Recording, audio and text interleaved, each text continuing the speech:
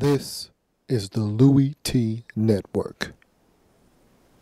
Draft Zone.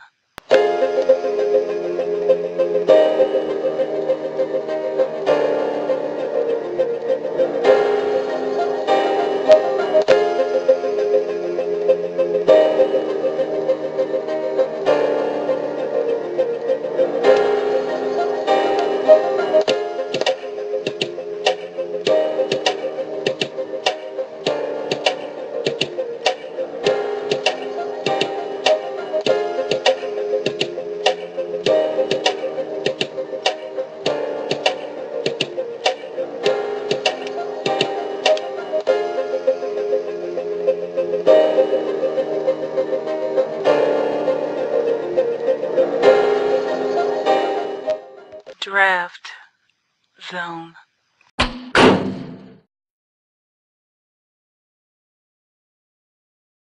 Welcome, you are in the Draft lab room. I'm your host, Zone. Lou. Thank you for joining me here on this program, 2014 NFL Draft Wrap-Up Series. Who's Next format is in full effect.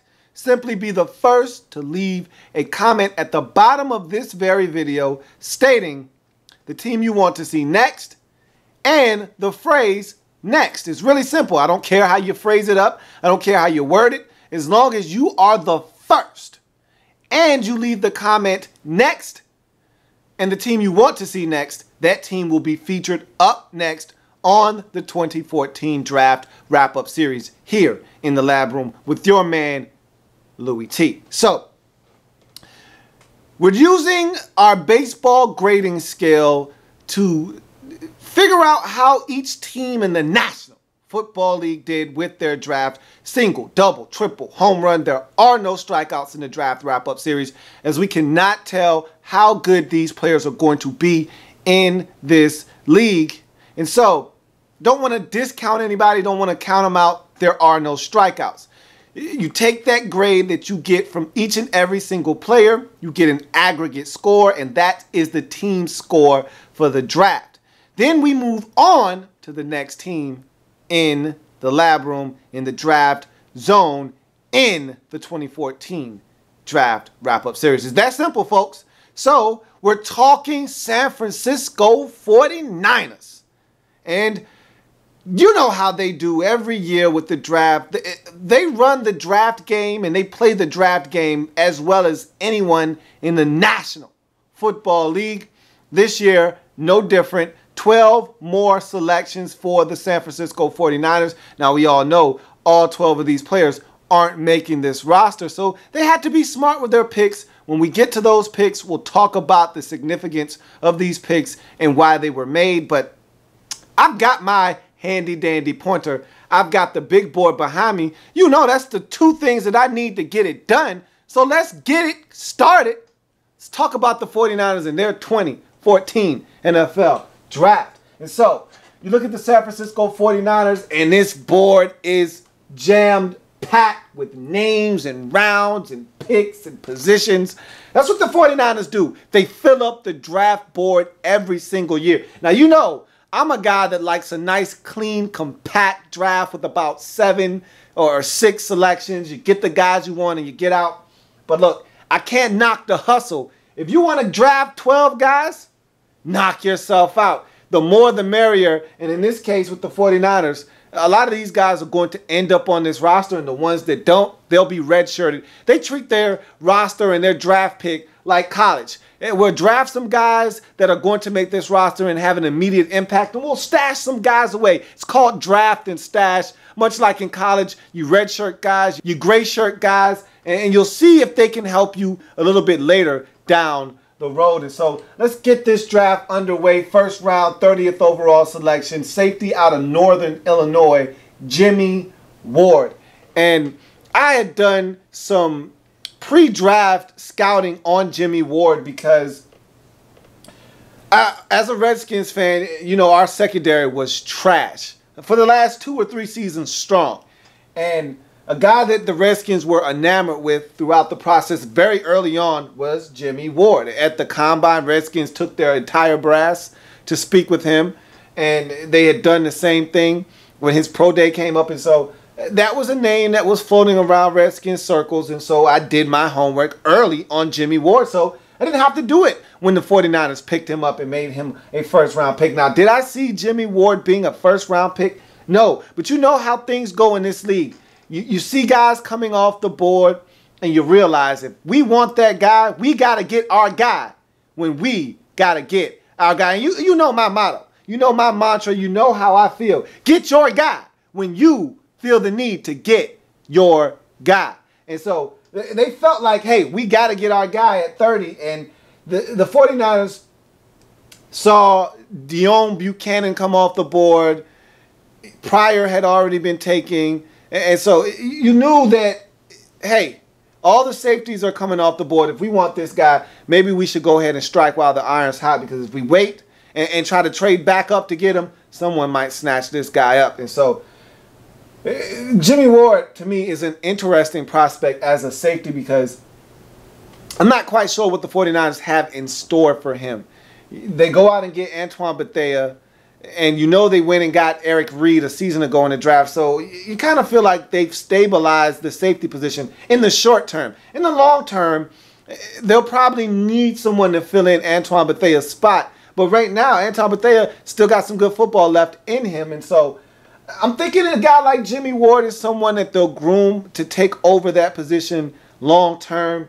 And in the meantime, in the short term, let's talk about Jimmy Ward and what he brings to the table, because this is why I feel like there's a bit of a dilemma here. Because when I watched Jimmy Ward on tape, I didn't see a guy that really you want in the box per se. Now, I'm not saying that he can't help in the run game, that he's not physical and he doesn't want to tackle, because that's not the case. Jimmy Ward will come up and make a solid tackle. He's not going to light anybody up. He's not coming to take anybody's head off. And if you want somebody to do that, let Eric Reed do that.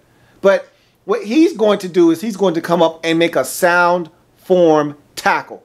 And not going to be flashy, not going to be a highlight reel tackle, but he's going to shoot the cuffs, get you down on the ground, and then he's going back to the huddle. So I don't have a problem with Jimmy Ward tackling guys, but where he's his strongest and where he's a big asset to this team is going to be in the back half of the defense, dropping down over the slot. He's better out in space as a cover safety than he is a guy that you want coming into the box as an enforcer. So I think Jimmy Ward is a guy that can double as a cornerback, and that's the dilemma I have. Will he be playing a little bit of corner for this 49ers team, or will he just primarily be a safety? Because I think he brings a number of interesting traits, because I feel like he's got the ability to play the cornerback position. Now, you don't want him out wide. That's not what I'm saying. He's not that good. But as a safety that can cover people, he's got an innate ability to cover the slot and do a really good job of it. I was impressed with him on tape at Northern Illinois, covering guys out in space. Now, again, Northern Illinois level of competition isn't the strongest. However, all I ask is that you go out and you dominate the competition, and Jimmy Ward went out and dominated the competition.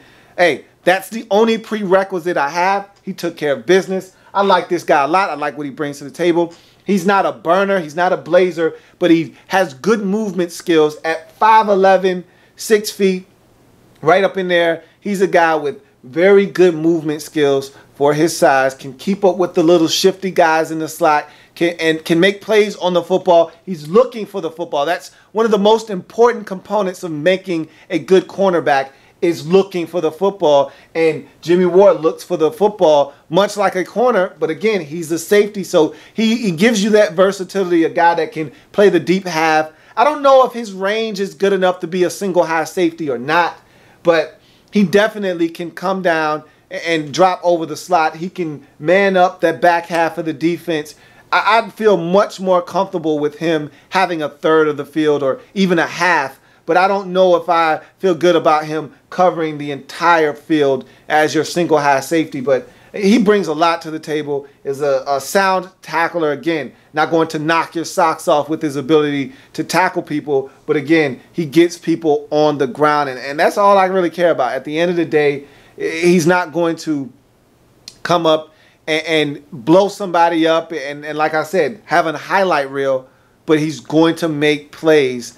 And most of them are going to be picking passes off, deflecting balls away, maybe giving an opportunity for a teammate to pick a pass off because he's in the right spot when he's supposed to be there making a play on the football. I love the pick. First round, 30th overall selection, safety out of Northern Illinois. Jimmy Ward, and I'm going to take this marker and put an F because he's looked at as a strong safety. He's not a strong safety. He's a free safety. And so in the first round, 30th overall selection, Jimmy Ward, the free safety out of Northern Illinois for me, is a solid triple. I'm not that enamored with this guy to give him a home run.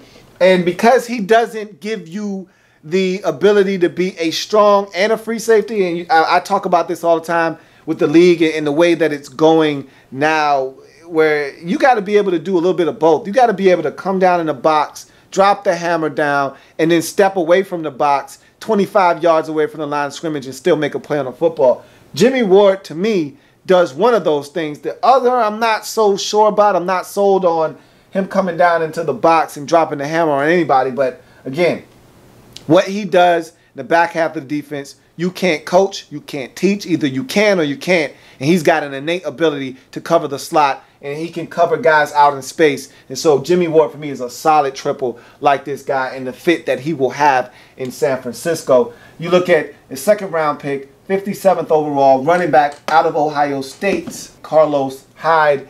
And you won't hear me say this very often, but I was wrong. I was wrong about Carlos Hyde. And I'm not wrong often. You know, and I would say that I don't love to toot my own horn, but I do. But I'm not wrong often, but I was wrong about Carlos Hyde because throughout the whole 13 season, I didn't give Carlos Hyde any credit. None. I didn't like him. He played at Ohio State. Everybody's slow in the Big Ten, so it made him look a little bit faster. I thought he was a slow, big, burly back that didn't have a lot of moves, that wasn't that versatile. And again, look, I've got my biases, okay? One of them is offensive players from Ohio State. You got to beware of those guys, especially running backs. And you know, Big Ten football for me is just it's a physical conference more so than an athletically gifted conference. And so I see a guy like Carlos Hyde taking advantage of guys that aren't fast, and I turn the eye to it. I bat an eye like whatever, man. Oh, but when I actually turned on the tape and watched Carlos Hyde and watch him at his craft, I really had to take a step back and say, man, I was wrong about this guy. He's a really good football player.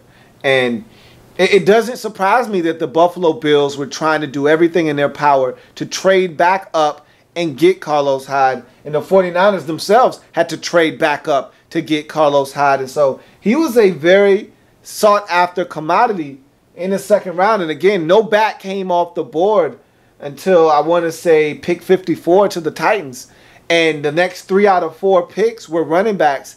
After Bishop Sankey came off the board at the Titans, then the next pick was Hill out of LSU, and then 2 picks later was Hyde. So those backs came off the board quickly. And of all the backs I just named, wouldn't surprise me one bit if Carlos Hyde had the biggest impact of all of them in 2014. But I think Bishop Sankey is going to get the most opportunities to carry the football. There's still some guys in San Francisco in front of Carlos Hyde right now. I don't think the torch has totally been passed to him yet, but this guy has everything you're looking for. He is a 3-down back. His ability to catch the football is magnificent. Soft hands, and he catches it very naturally. And so that's one of those boxes, check. His ability to make people miss, run with power. I don't see this guy going backwards very often. He has a forward lean to his game.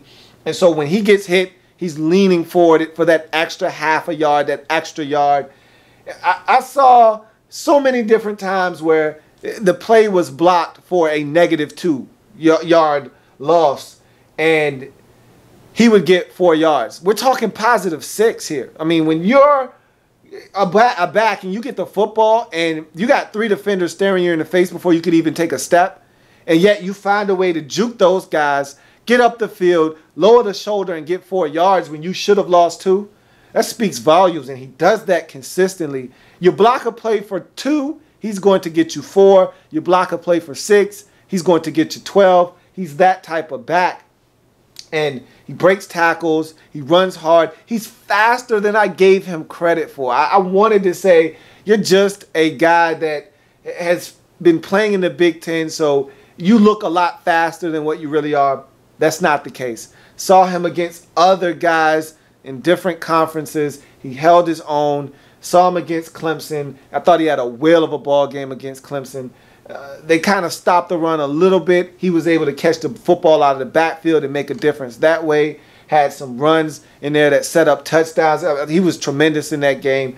And he's a guy that, like I said, I was wrong about. He's a 3-down back. He's a guy that can run it on first and second down, can chip you, catch it out of the backfield, can pass protect, can do all of the little things that separates backs in this league. And wouldn't surprise me if he's the Eddie Lacy of the 2014 draft.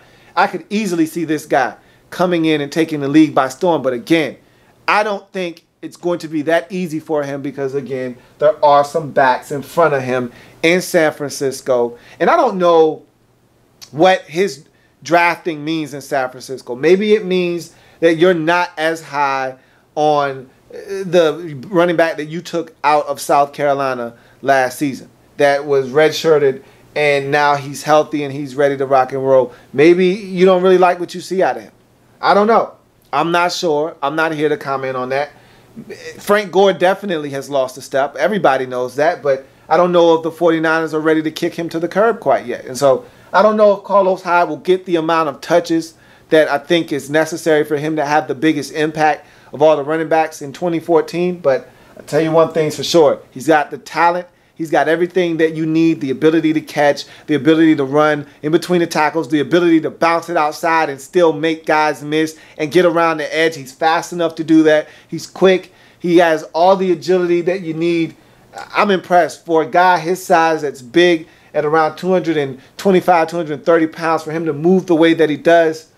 I'm totally impressed with the entire package that is Carlos Hyde. And so in the second round, 57th overall selection, running back out of Ohio State, Carlos Hyde for me. He's made a believer out of me. So you can put it on the board.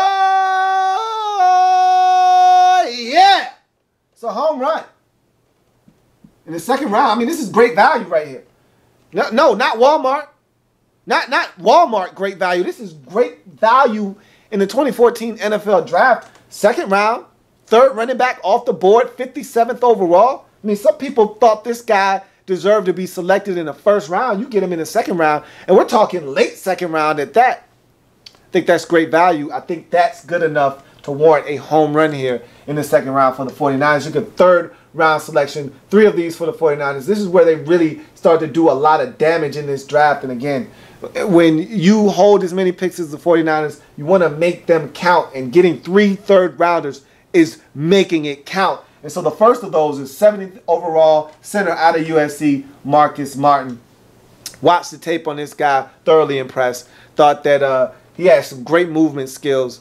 And I love it when guys can get to the second level. The only thing that I knock him for when he gets to the second level, and this is what separates dominant run blockers from guys who are just solid run blockers. He's not, and I like to call guys who are dominant run blockers that can get to the second level, they have the ability to be a crosshair blocker. And what I mean by a crosshair blocker is they lock the crosshairs on you, okay?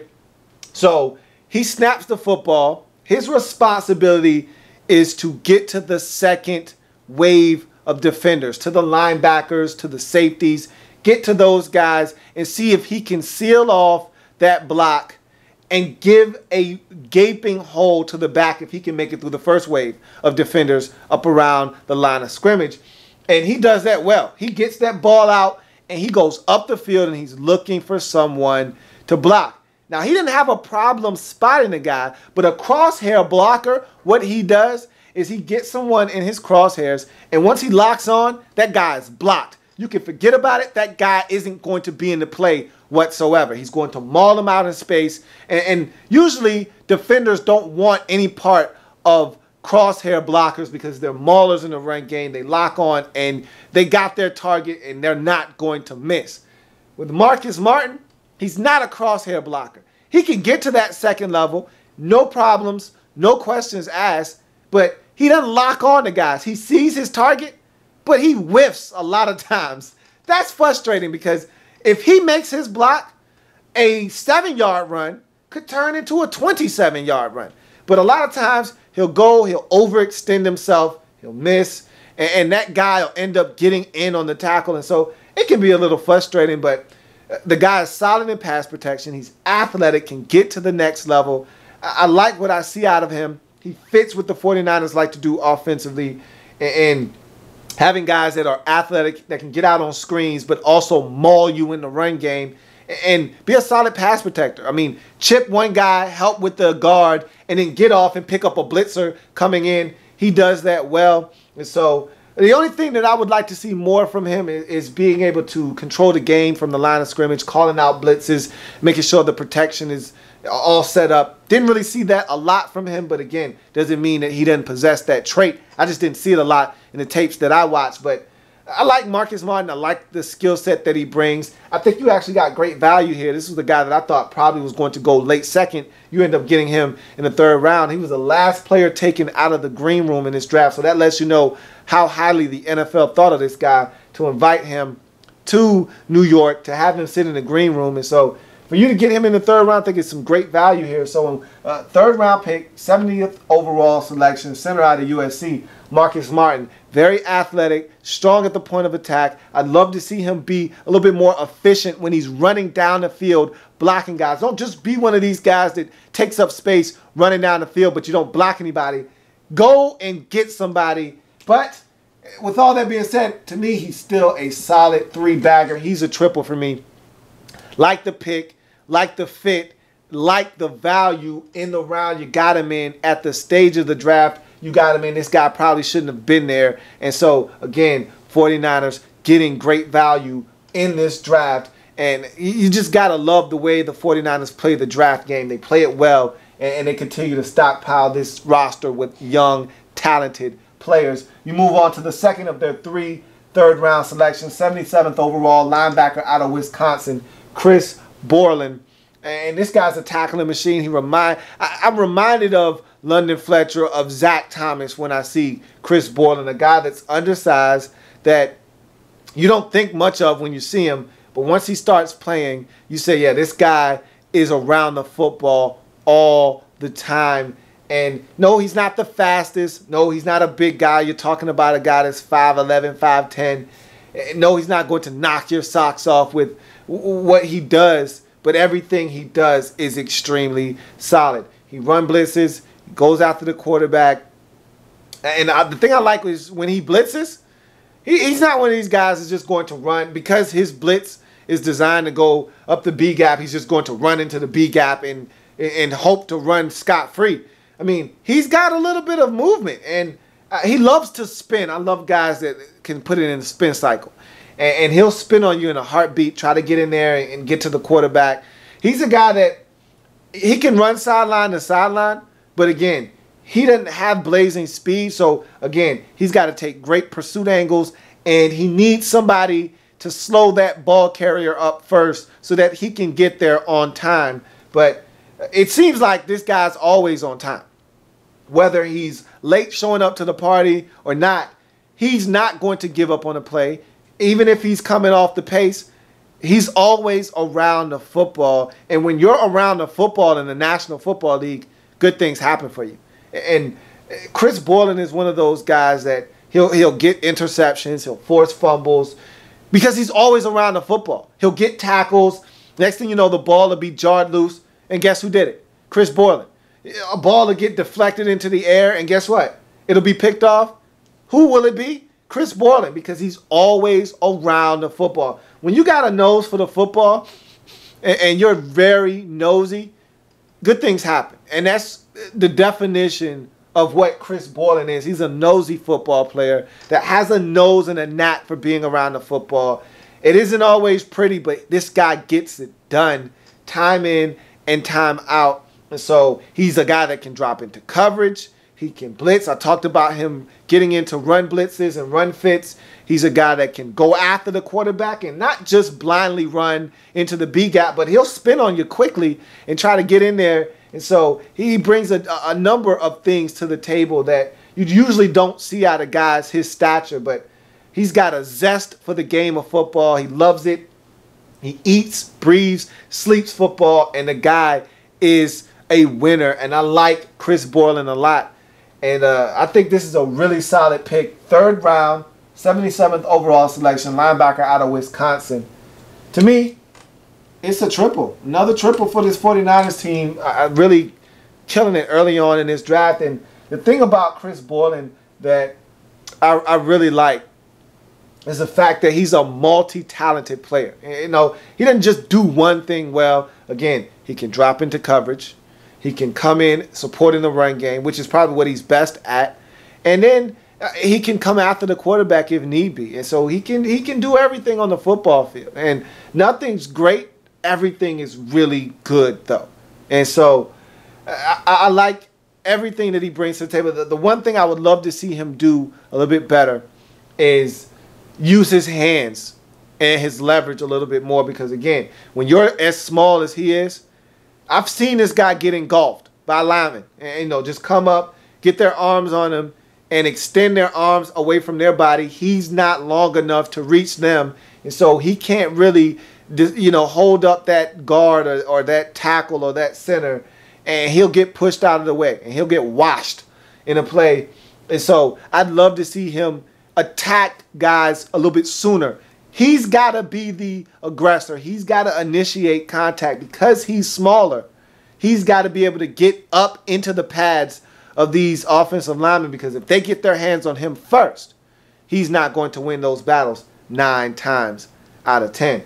So you move on to the 3rd of these 3 third-round selections. 100th overall, offensive tackle out of Clemson, Brandon Thomas. And I talked about this at the top of the show. 49ers redshirting, gray-shirting players, treating the draft like a college program. And really, when you're as talented as the 49ers are, team that's in the NFC Championship game annually or in the Super Bowl, you're 1 or 2, maybe 3 players away from getting to the Super Bowl each and every single year. There's not a lot of room for guys to make your roster. So when you're picking 12 selections in any given draft, you don't have room for 12 new players. And so what you have to do is you got to redshirt guys. You got to take players that on some people's board, they're not even on it. They're non-existent to some teams because of injury concerns, because of some off-the-field issues. The talent is there. Nobody's denying that. But because of some of the things that worry some teams, they take them off the board or they rate them a little bit lower. And you say, hey, I don't have a problem with that. My locker room is clean. We've got a lot of character guys. This guy will fit in here, whether it's injuries. Hey, we can use the guy that can't play this year. Some more contracts will expire next year, and we'll have a spot for him then. Right now, we just don't. And so we'll take this guy because we know he's talented. We know that he can play at a very high level. And so when he gets healthy and he's given an opportunity, he'll make the most of it. And so Brandon Thomas is one of those guys you feel really bad for, because during the process of trying to get drafted, he's doing a workout for a team and he tears his ACL, you know, and you work this hard to get to this point and to see an injury. And this guy could have easily been taken in the 2nd round. I mean, who's to say where Brandon Thomas would have been taken if he doesn't tear his ACL? I mean, there could have been a team that said, hey, this guy's here, top of the 2nd round, we're taking him. And he gets injured, and now they're like, hey, he's a 6th round pick in our book now. We can't take this guy in the 6th round. He can't even play for us this year. And so those type of things, it's freak of nature. I mean, you know, it's just a freak accident, and you just hate to see it happen. But the 49ers are like, hey, your loss is our gain. We'll take him because we don't want this guy to play this year. We don't need this guy to play this year. We'll redshirt him, let him rehab. We'll put him on the PUP list. He'll still be a member of this football team, but he won't count against our roster number. And next year, when he's healthy, we'll see what he can do. If he can help us right away, we'll stick him into the lineup, and he'll be a guy that helps us. And a lot of people were talking about Brandon Thomas being a better fit at guard than tackle. And I watched 2 tapes on Brandon Thomas, and he dominated in one, and then I had to go and watch, of course. Clowney is the gold standard for everyone. So if you play South Carolina in 2013 and you're an offensive lineman, especially a tackle, I need to see it. I need to see what you did against, quote-unquote, the best. And in 2012, Brandon Thomas was dominated by Jadeveon Clowney. But then again, who was it? 4.5 sacks is what Clowney put on the head of Brandon Thomas in 2012. They meet up again in 2013. Not as much damage, but he got a lot of help. He got a lot of help against Clowney in 2013. Only 1 sack. And honestly, you could put that sack on quarterback Taj Boyd because he essentially ran into that sack. But Brandon Thomas held his own. And I see this guy being able to play tackle at this level. I think he might be a more natural fit at guard because sometimes I see speed giving him a problem to the inside, not necessarily to the outside, but getting inside. Clowney beat him 2 or 3 times in the run game inside, at least 3 or 4 times. And so speed across his face is an issue. When you're a guard, you can give up speed to the inside because you got a center helping you to your inside. When you're a tackle and the guard has his own issues in front of him, you don't have any help there. I can't chip you and still block my guy as a guard. I got to take care of my business. And so you're one-on-one out there on an island. You get beat inside. You either can hold or you're beaten and you're giving up a sack or a tackle for loss in the backfield. So maybe he is a more natural fit at guard. But, I mean, the guy is tough. He started the point of attack. And so I think that there is a future in this league for Brandon Thomas. He's a very talented football player. And when he is healthy, it'll be interesting to see what the 49ers decide to do with him. But I think he's a more natural fit at guard. 49ers might decide to stick him at tackle. And, you know, the 49ers have these jumbo packages where they put 8, 7 or 8 offensive linemen on the field at once. It seems like more like 7, but they're putting a lot of beef out on the field and really forcing your hand. They're telling you, hey, we're running the football and you can't stop it. Don't add Thomas to the mix and allow him to do that. So in the 3rd round, 100th selection overall, offensive tackle out of Clemson. Because he can't help you this year, I think the guy is really talented. And to get him in the 3rd round at pick 100 is great value. But because he can't help you this year, I don't know your plans for him. I don't know how he's going to react off of that injury. He's a double. He's a solid football player that I think has the ability to start in this league. However, the injury, the concern coming off that injury, what plans do you have for him? Too many questions, not enough answers. He's a double in the 3rd round. You look at the 4th round selection, 2 of these for the 49ers. Again, 49ers stockpiling talented players early on in the draft. 4th round, 106th overall selection, wide receiver out of South Carolina, Bruce Ellington. What a talented guy this is. You know, one of these unsung heroes, one of these guys that doesn't get enough credit because he's a smaller guy that plays in the slot. And so he's easily overlooked. On a South Carolina team that doesn't wow you with the amount of points that they score, they just find ways to win games.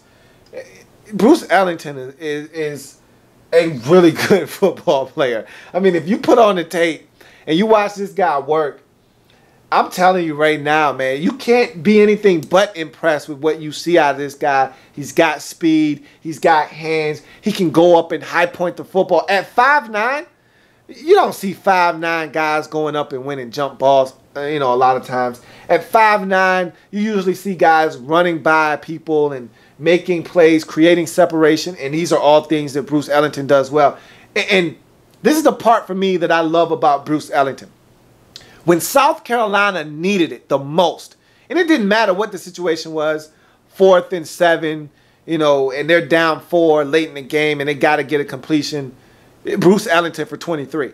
4th and 2, and they need a reception. They need a 1st down to ice the clock. They're up by 3.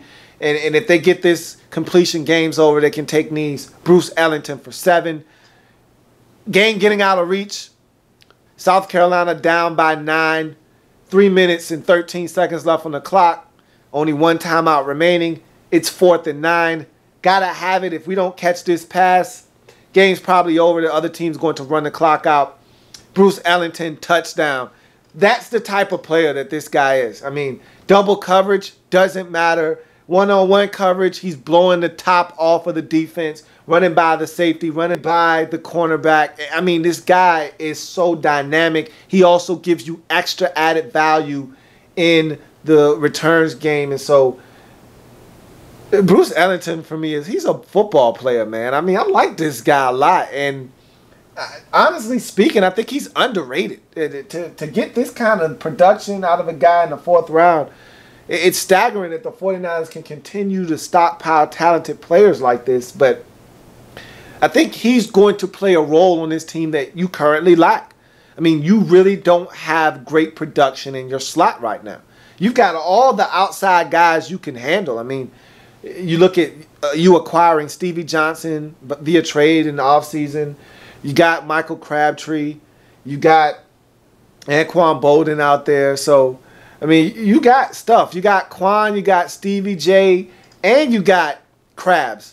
Then you slide in some Vernon Davis. None of those guys are slot receivers, however. And so now you're going to get a guy that can work the slot, take the top off the defense, give you some extra added value, and maybe even make a guy like LaMichael James expendable, because he can do everything that LaMichael James can do for you and give you extra value as a wide receiver. So this is another great pickup. I mean, again, how are the 49ers allowed to get these players?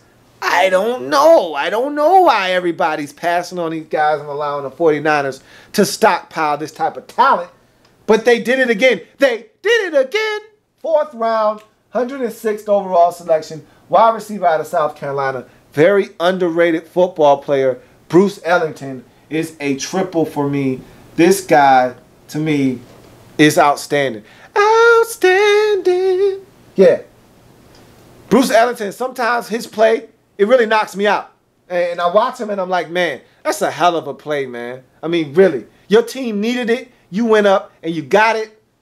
And it's bad when you know that that guy is getting the football. You see it, but you still can't stop it. And that was Bruce Ellington at South Carolina. We move on to the 2nd, 4th round selection, 129th overall, cornerback out of NC State, Dante Johnson. This is an interesting guy because I love height, weight, speed specimens at the cornerback position. I got a thing for the guys that are 6'2", 6'3". Now, this is also the knock on those guys that are really big, is that they don't have good transitional skills. Hard for them to flip the hips, hard for them to get into a back pedal that's smooth, hard for them to turn around and run with the elite receivers in this league. That's always the knock on bigger guys, but I love the bigger corner. And you know the NFL is going to the bigger corner now. And so Dante Johnson fits that mold. However, I'm not sure what this guy is. He's a tweener for me.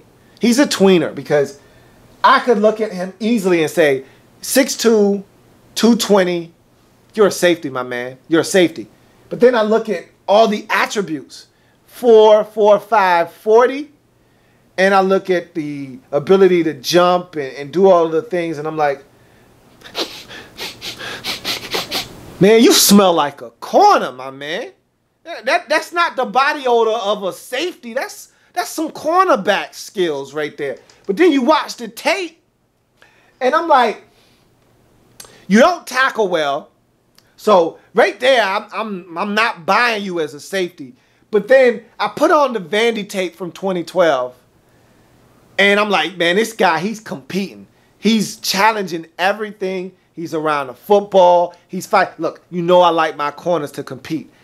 Nothing slides, okay? Nothing slides, all right? I don't care if it's a 7-yard completion. I don't care if it's a hitch, a slant, a 9 route. Nothing slides. I don't want nothing to be easy. Look, guys are going to catch the football against you. Just make it tough. And he was doing that against Vandy in 2012. So now I put on some 2013 tape. And anybody that plays against Clemson, I want to see it if you're a DB. Because they've got receivers for days out there at Clemson. So I saw Sammy. I saw Martavius Bryant. And I saw a young man by the name of Mike Williams out there, and all three of them ran circles around Dante Johnson. I mean, they ran laps around that man. And if Taj Boyd could throw the football on the money, that man would have been lit up for about $170 in the first half. So right there, I said, man, you look like a safety, man. You look against elite stuff. And the thing that frustrated me with Dante Johnson is, okay, so you run a 4.4, 5.40, right? And you're 6'2". Why are you playing off coverage? Why are you playing off man? Huh? Huh? Answer me. Why are you playing off man? If you're that big and you're that fast, trust your abilities. Get up, challenge the receiver, make him beat you off the line of scrimmage, and then turn around and use that speed you got, my man. But he wasn't doing it. He was off 8 yards, and guys were eating up his cushion. I mean, I'm talking about before this man even gets out of his break and starts turning around and flipping the hips. They've already eaten up the cushion. They're even. And you know the rule. You know the rule. We even, I'm leaving. I'm gone. And so he was getting smoked, man. And so I look at him and I'm like, are you a safety, man? Or are you corner? Which one? And honestly, I can't even tell you. I think the 49ers look at him as a hybrid, and they're like, hey, we're going to get him in the camp, and we're going to see which one he fits better at, corner or safety. They want him to be a cornerback. Naturally, they want him to be, because they need help at corner. They don't need help at safety. They need help at corner. However, I think the man's skill set is going to show you that he's a better safety than a corner. And look, maybe he needs to play back deep, you know, and be a single high safety. Because again, I don't want this man tackling anybody. So I don't know about Dante Johnson, but I tell you what, you can't teach 6'2", you can't teach 220, you can't teach 4.45 speed on that type of frame. So just that alone, 4th round, 129th overall selection, cornerback out of NC State, Dante Johnson, double in the gap, 2-bagger. I don't have a problem with that. They can figure out what this guy's good at, highlight his strengths, minimize the weaknesses, figure out how to get this guy on the field. Is he going to make this roster? Is he going to contribute right away? I can't say. I mean, this might be one of those practice squad guys you put on the practice squad. You say, hey, learn your craft on the P squad, and we'll pull you up down the road and see what we can get out of you. But you can't teach height, weight, speed. That's a specimen right there. Figure it out. See what you got. See if this guy can help you down the road. 5th round, 150th overall selection, defensive end out of South Florida, Aaron Lynch. And so I went back and watched tape on this guy, and he was interesting because his best football was 3 years ago. And I never want to hear that about a guy that I'm drafting now. Okay? So when you tell me your best football was in 2011, I start scratching my head. And I give you the Scooby-Doo look. I look at Aaron Lynch and I'm like, 2011? Notre Dame? Did you come to South Florida? So now I need to know what happened. How did we get from 2011 first team all freshman to 2014 draft South Florida 5th round? Because this guy was borderline dominant at Notre Dame in 2011. And he was a different specimen then too, though. I mean, Notre Dame was playing him at defensive end as well as defensive tackle. And he was winning at defensive tackle. I mean, he was knifing in the backfield. He was sacking quarterbacks. He was getting tackles for loss. This guy was explosive. Explosive. This guy was the man at Notre Dame.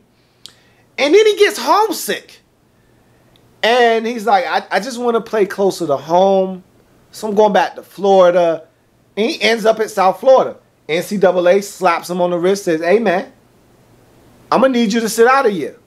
That's the rules, man. I'm sorry. I didn't make them up. Actually, you did make them up. And it's pretty stupid. But nonetheless, you got to sit down for a year. So he didn't play all 2012. Then he comes back and he plays in 2013 for South Florida. Solid season. But the thing that I didn't like about him at South Florida is that he wasn't the same guy. And at Notre Dame, again, about 260.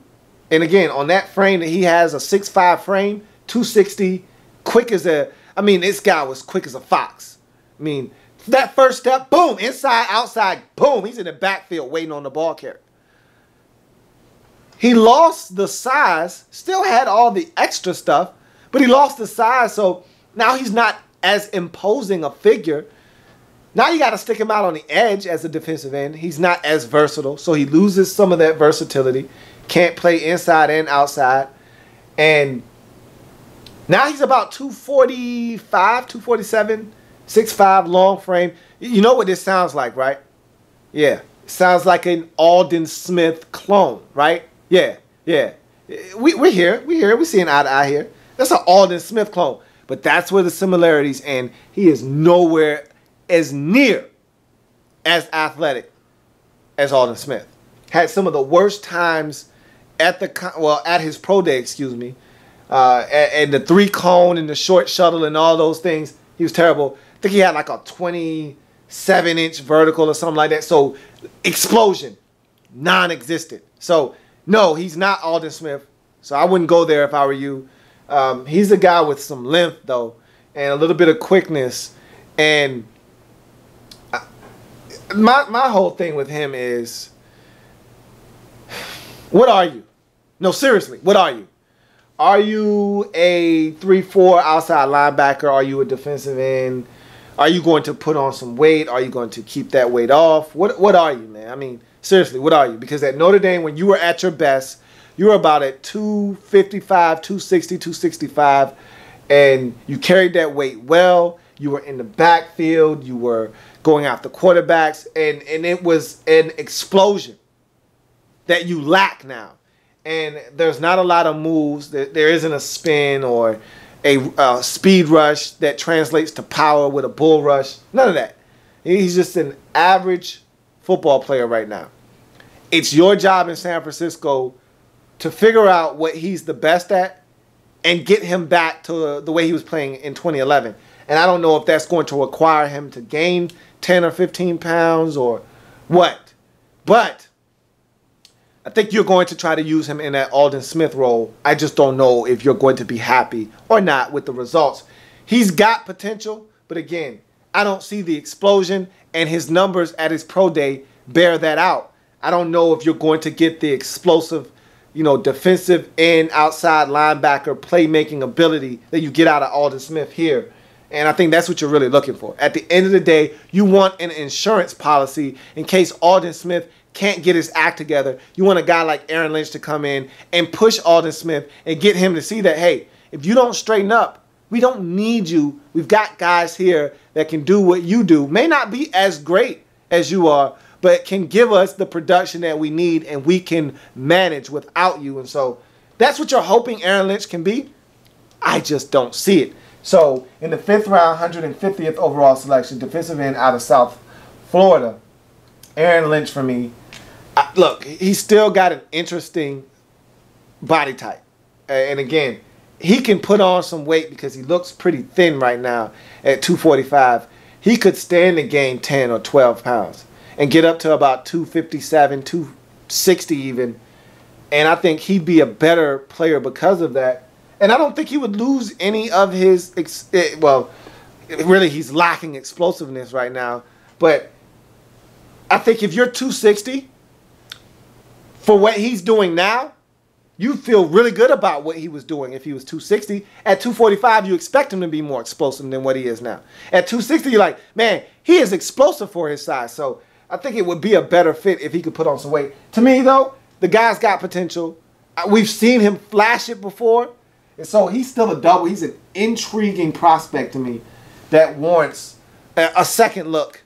I'd be interested to see what the 49ers want to do with him and if they're able to get the most out of him. He's a double for me in the 5th round. You move on to the second 5th round selection, 170th overall selection, cornerback out of Florida Atlantic, Keith Reaser. And Reaser is interesting because much like Brandon Thomas, This is the 49ers drafting a guy that they have no intentions of playing in 2014. He's going to be on the PUP list. He's going to be nursing an injury. You won't see this guy. You won't hear from him until 2015. So this is the 49ers saying, hey, we've got a lot of picks. All of these guys aren't going to make our roster, but we don't want to just draft guys for the sake of drafting them. Let's draft and stash some guys that maybe can help us down the road. So the 49ers, again, being smart, playing the draft game the way that you're supposed to. And Keith Reeser is an interesting guy because you're talking about, 5'10", 5'11" corner that is a blazer. It runs about a 4.39 40. I mean, he's that kind of guy, that type of speed, can return kickoffs. Did that at Florida Atlantic. He's a guy that can cover a little bit. Not as physical at the cornerback position, smaller guy, but nonetheless, he can make plays on the football. And he tore his ACL in October. And this is a freaky case. You don't hear about this often. But he tears his ACL. They use a cadaver and take a graft from a cadaver and put it in his knee to repair the ACL. They find out right around the combine that the graft isn't taking well in his knee. So the graft is being rejected by his body because it came from an outside source. So they got to go back in, take that graft out, and take a graft from his own knee. And so they basically just did the surgery all over again in February. And now the recovery time is another 6 months or so. So he's going to miss the entire season. And literally the recovery for him just to get back to running and doing all of those things is probably going to be 6 months. And that's freaky. You rarely hear of an injury these days, ACL surgeries that just don't go well. Normally they do it, it's done. Guys are rehabbing in like 3 or 4 months, but his was one of these freaky cases where they used a graft from someone else and it turned out to be rejected by his body. So he's not going to help you at all in 2014, but he's a guy with a lot of speed to burn. He's got some ability, needs to be coached up. Footwork could be a little bit better, could be stronger in the run game, could be stronger up at the line of scrimmage. With that kind of speed, I'd like to see him be a little bit more aggressive, be feisty.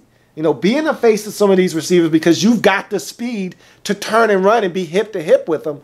Don't be afraid to come up and challenge guys. Make them work for everything they get. And that's what frustrates me with these college cornerbacks is a lot of these guys are afraid to come up and challenge receivers. Even if they're fast, they're afraid and they're playing 7, 8, 9, 10 yards off the ball. I mean, some of these guys aren't even in the screen. When the play starts, you don't even see them because they're so far off the ball. They're giving up all the easy stuff, the underneath stuff. They're giving up the hitches, the slants, the stops, the comebacks. Those are freebies. Quarterbacks are taking those and they're giving them away.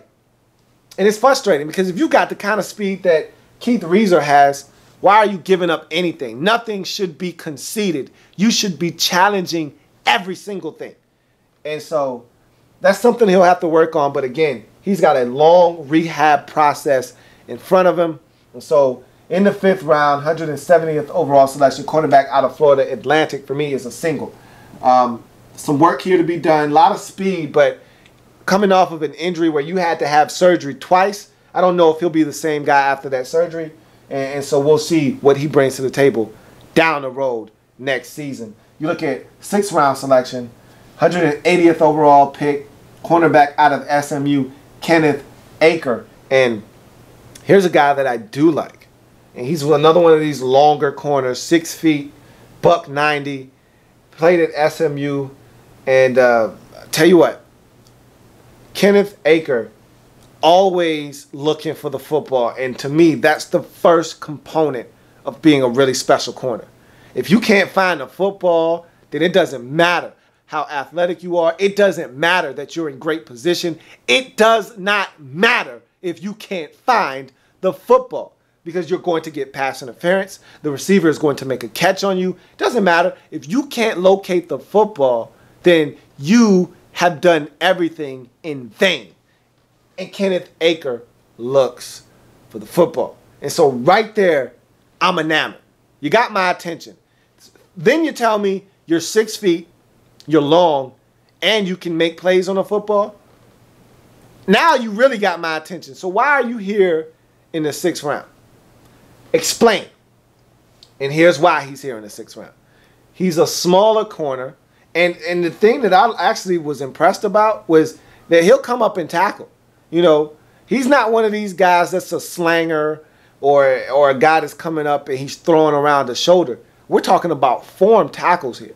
We're talking about a guy that comes up, shoots the cuffs, got your legs, you're going down. And I saw this guy do that on a number of occasions.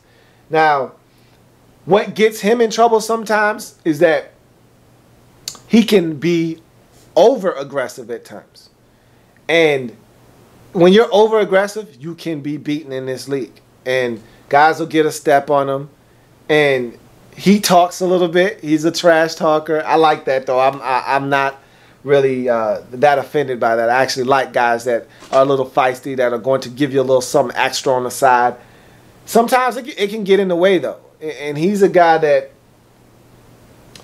okay, I'll give you an example. They block a punt, and the guy runs 70 yards for a touchdown, drops the ball at the 1 yard line, doesn't score a touchdown. Now, they don't review it. I don't know why they don't review it, but they don't. And he gets away with it. But he Deshaun Jackson that play. He literally left the football at the 1 yard line. And that's that extra stuff that kind of makes people take a second look like, come on, man, that's not smart. What are you doing? You know, but he can work on his footwork. You know, sometimes he'll get turned around by, you know, wide receivers that run good routes. But for the most part, he's challenging everything. He doesn't have that great top-end speed that you're looking for, and that's more along the lines of why he's a 6th-round pick. You know, he's more of a 4.5 40 guy than a 4.4, you know, 5 or 4.42 or, you know, one of those upper echelon numbers. But for his length, for his ability to find the football, I don't have a lot of problem with him. He just needs to be a little bit more physical. At 190, he could stand to gain 10 or 15 more pounds, get to 200, 205 pounds, but I don't know if his game is the same if he puts on that type of weight. We'll see. 49ers will get him in their weight training program. Maybe he'll put on 7 or 8 pounds, get to close to 200 pounds, and they'll feel good about him there. But we'll see. I think he's got a legitimate shot to make this roster. Cornerback is wide open on this roster. And so if he comes in, shows the ability to track the football, stay hip to hip with a few guys on that roster, maybe he'll earn a roster spot. I like this guy. I like his ability to tackle. I like the fact that he's not afraid, that he's looking for the football, that he'll make a play on the football. He's a little feisty. There's a lot to like here. And so in the 6th round, 180th overall selection, cornerback out of SMU, Kenneth Aker for me is a double. I like this guy. Think he's got some potential? Can you get the most out of him? That's the question you got to ask yourself in San Francisco. So we finish up this draft with 2 7th rounders. You start with the first one, 243rd overall selection, defensive end out of Boston College, Caleb Ramsey. And this is a guy that is interesting. Out of Boston College, plays in 2011 and plays well. Gets injured in 2012, essentially misses all of that season. Comes back in 2013, and he's in and out of the lineup. And he can't stay healthy. This guy's had a head injury, a hip injury, a foot injury, an ankle injury, a hip injury. You name it, he's had it. Shoulder. I mean, it's a laundry list of injuries, and durability is an issue for him. And at BC, he played defensive tackle. In the National Football League, he's probably more along the lines of a 5 technique. If you play a 4-3, he can be a 4 technique. He can line up out wide, but more to stop the run than to get pressure on the quarterback. But he's got some quickness. at about 6'3", 6'4", 295 pounds or so. Good size, good ability, agility, quickness to get into the backfield, to knife in, make plays. When this guy's on, he's effective. But you don't know when this guy's going to play or not. He's always injured. And I think that scared a lot of teams away. You know, and then because of the injuries, you don't get a lot of production. So the production or lack thereof, the injuries, that kind of scared a lot of teams off. And no wonder he's a 7th round pick, because the guy can play football. I mean, if you watch, I want to say 2011, so the 2012 bowl game, and I forget who it was that they were playing, but he was making some plays in that game. I mean, he was all over the field, in the backfield, going after the quarterback. And I think it was one of those athletic quarterbacks, too, a guy that could get away. And he was running after him and chasing him down. I think I watched another tape where they were playing against Colin Kaepernick at Nevada. And he was running Kaepernick down. I mean, he was hawking him down. You know, slammed him down to the ground a couple of times. One time Kaepernick was able to get away, but he barely got away. He was running after him in the backfield, throwing guys around like rag dolls. I mean, when he's on, he's on. But the problem is, that was 20. You know how long ago that was? Kaepernick. I'm talking about Kaepernick playing at Nevada. You know how long ago that was? And really, there's no good tape after that.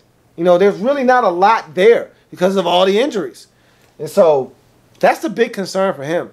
I could easily see this guy not making your roster, to be honest with you. Because of all the injuries, lack of production, I just don't know if this guy's going to have enough juice to make this roster. In the 7th round, 243rd overall selection, defensive end out of Boston College, L.A.B Ramsey is a single for me. A lot of durability issues, a lot of questions, more questions than answers. You guys figure it out. Finally, you wrap up this long process of a draft. The 7th round, 245th overall selection, fullback out of Oklahoma. And man, do you end this draft on a high note or what? Look, it's easy for you to get all the way to the 12th selection in your draft. In the 7th round, 245th pick, this draft is about to be over. Your evaluators, your whole organization, you're probably at wit's end with this draft. You're like, man, it's been a long process. It's just easier to just close your eyes and throw a dart at your board, and whatever name that dart hits, you just draft the guy. It's easy to do that at the end of the draft.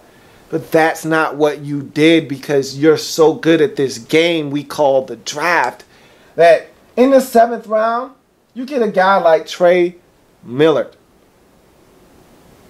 And Trey Millard, for me, is just, he's a tough guy, man. Jack of all trades. He's a Swiss Army knife as a fullback.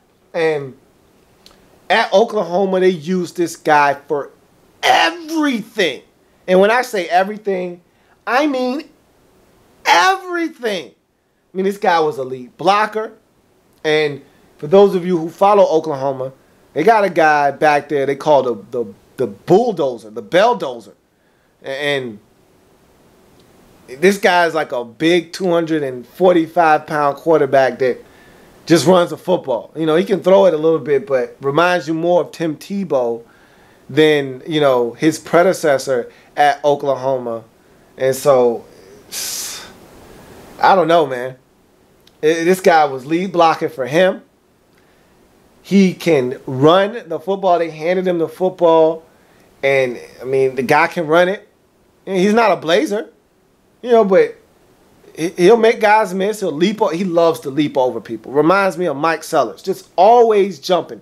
For a guy his size, we're talking 245, 250, 255, and 6'2". For him to be leaping the way that he does, phenomenal, you know. And, you know, it's almost second nature for corners and safeties to come up, see a guy that big, and just try to cut him. I mean, that's just what they do. And so he understands that, and he'll jump over you quick in a heartbeat. And not only does he lead block, not only can you hand him the football, but he also has feathery, soft hands. I mean, the guy catches the football very naturally out of the backfield.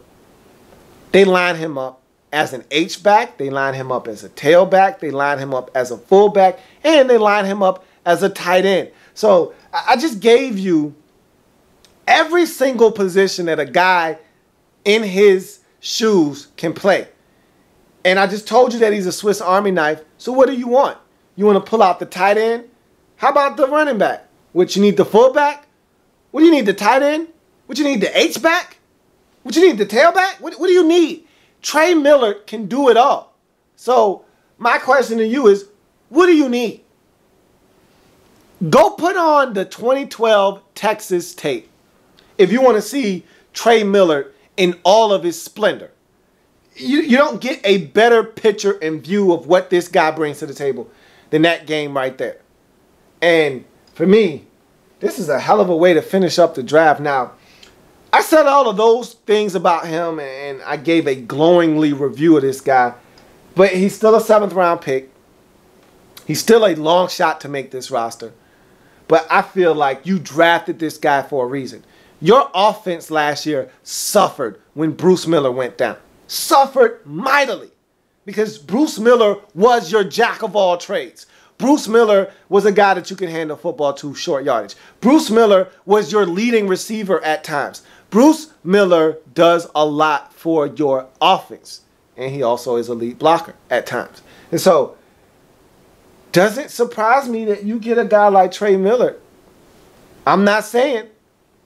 I'm just saying. He seems like a Bruce Miller type to me.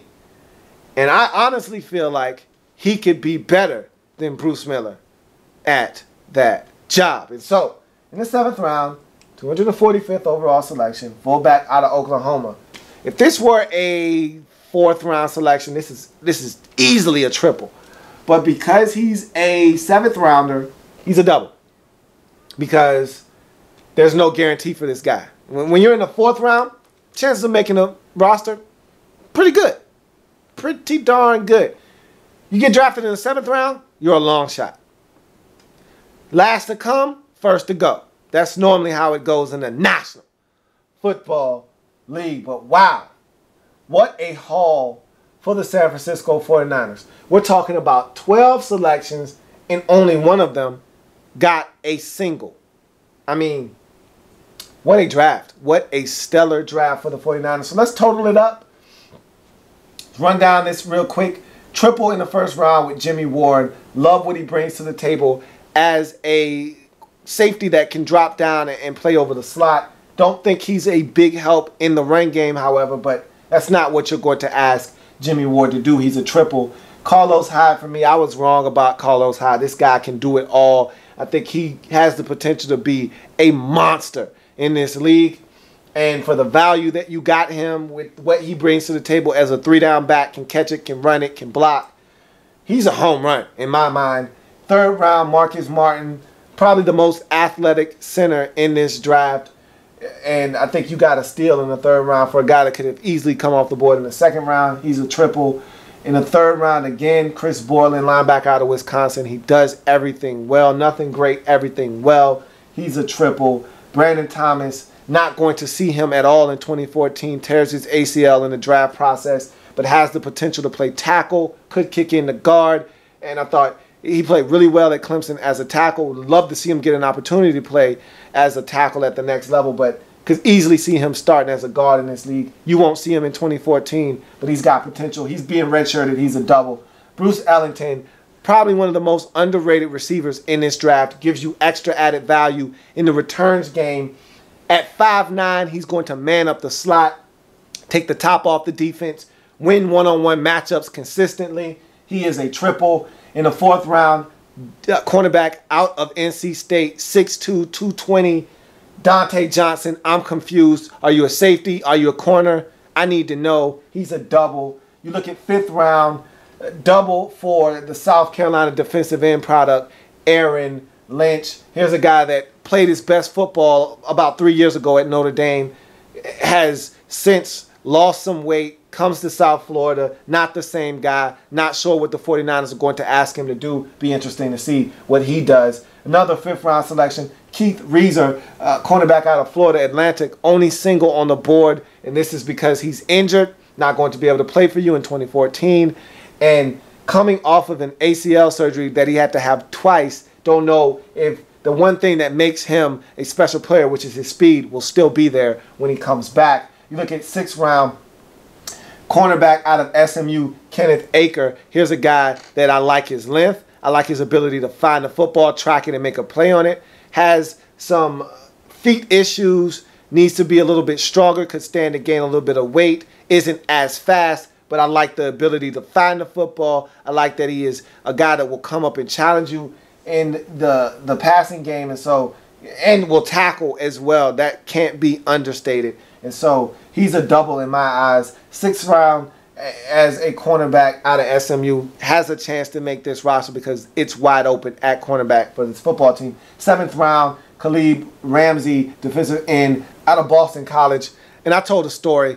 You got 2 singles. He's the second of your 2 singles in this draft. I think the injuries for him is probably what's going to do him in, lack of production. I just don't see him making this roster. We'll see, though. He might come in while the coaches, be able to stay healthy, and win a roster spot. I seriously doubt it, however.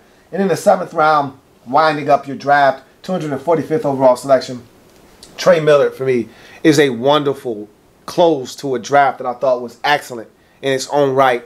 And he's a jack of all trades. Swiss Army knife is what I like to call him. Can play fullback, can play running back, can play tight end, can line up at all those positions. You can throw it to him. You can ask him to lead block. You can also ask him to run it if need be. Put on the 2012 Texas tape, and you'll see exactly what I'm talking about. This guy is a gem here in the 7th round. Bruce Miller, watch out. And so let's total it up for this 49ers draft. And you got triple home run, that's 7. Another triple, that's 10. Another triple, that's 13. 15 for a double. 18 after the triple, 20 after another double, 22, 23, and then you get 25, 26, 28, and then you've got a few bonuses on your hands. Let's see how many triples we've got. 1, 2, 3, 4 triples. So that nets you 1 triple bonus. That gets us to 31. You've got 1, 2, 3, 4, 5 doubles. That gets you 1 doubles bonus. That gets you to 33. You divide 33 by 12, and it is a double for the 49ers. It's a really good double, close to a triple, but not quite a triple. But it's about a 2.8 double, but this is a wonderful draft by the 49ers. But the singles down here at the bottom and the number of picks is what brought this score down. But at the end of the day, the quality of players that you selected in this draft, off the charts. I mean, all these triples, all these doubles, you sneak a home run in there. I mean, even down to the last pick, Trey Millard is another double, and I'm really feeling that guy. And I think he has a legitimate shot at making this roster. This is a heck of a draft for the 49ers. I'm interested to see how many of these guys actually can make this roster. That's what it all boils down to. I mean, you take 12 players. 2 or 3 of these guys aren't going to be able to play because of injuries. So let's just say 9 of these guys. How many of the 9 can actually make this roster? That's the question you got to ask yourself. Is there enough space for 7 of the 9 players to make this roster? That is the question that you have to answer in San Francisco. And so that's going to do it here for the 49ers. They come out of here with a solid double, almost a triple, in the 2014 NFL Draft Wrap-Up Series. If it happens in the National Football League, whether big or small, we cover it all here in the lab room. Only one question remains, of course. Who's next? Draft Zone. Like the content? Want more? Sub up.